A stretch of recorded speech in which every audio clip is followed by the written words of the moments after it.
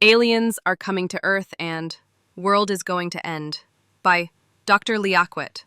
The world changed forever on October 7th, 2029. It started with an astronomical anomaly, a glowing object the size of a small city, drifting slowly past Mars. At first, space agencies scrambled to make sense of it, calling it a meteor or a comet with unusual properties. But within 24 hours, it stopped moving. Then it changed direction. It was coming to Earth. At first, there was panic. Then there was awe. Humanity had waited generations for this moment, but no one imagined it would happen like this. It wasn't a transmission from deep space or the discovery of microbial life on Europa. It was a ship, unmistakably artificial, accelerating toward Earth with mathematical precision. The object, later named Event 1, settled into orbit just beyond the Moon. It didn't attack. It didn't respond to hails, it just sat there, observing. World governments activated every protocol imaginable. The United Nations formed a new coalition, the Planetary Emergency Response Council, PERC, composed of scientists, military leaders, and philosophers. No one knew what to do, but everyone knew something had to be done. Day 5. First contact.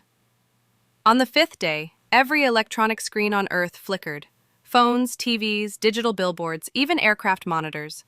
A single image appeared, a symbol resembling a spiral rotating slowly. Then came the voice. "We are the Aru. We come in peace." It was broadcast in every known language, tailored to the listener's brain. It was not speech, but a kind of thought feeling that resonated deeper than words.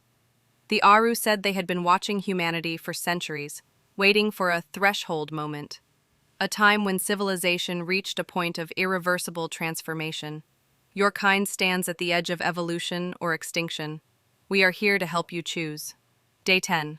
The Gift.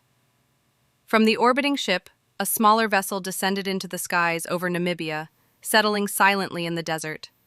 It resembled a teardrop made of liquid silver. Out stepped the first Aru seen by human eyes. They were tall and slender, glowing faintly like moonlight on water. Their eyes shimmered with galaxies. The being did not walk but floated inches above the ground.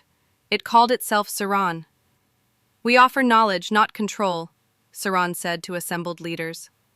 "But knowledge changes those who wield it." The Aru gifted humanity a single object, a translucent cube no larger than a basketball.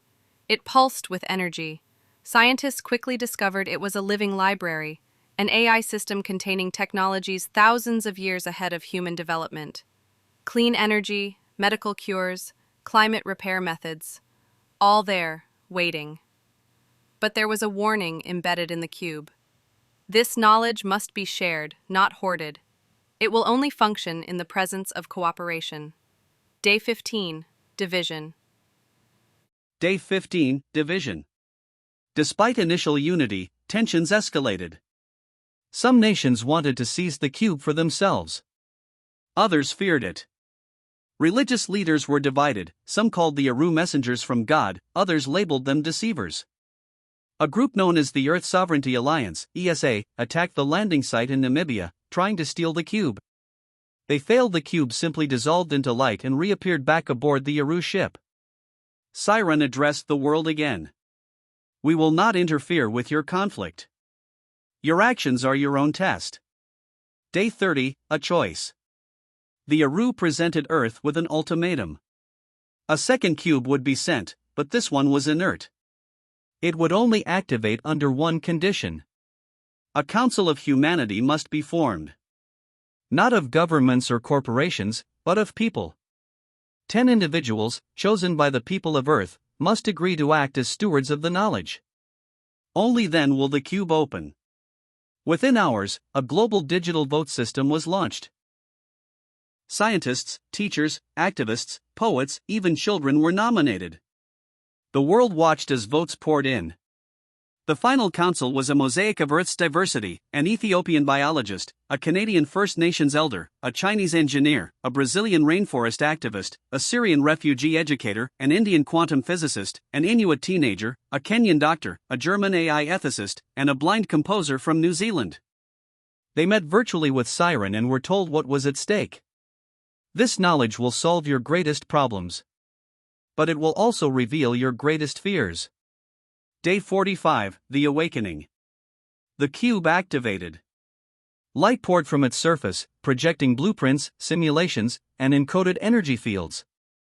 The Council began releasing technologies carefully: fusion generators, desalination modules, food synthesizers. For a time, it worked. Hunger declined. Clean water flowed. Carbon levels fell. But not all were pleased. Black markets formed, selling altered versions of the tech. Nations demanded the Council hand over control. The Aru remained silent. Then came the day of collapse. A rogue faction unleashed a hacked energy device in Jakarta. It exploded with a pulse that knocked out power across Southeast Asia. Millions were plunged into darkness.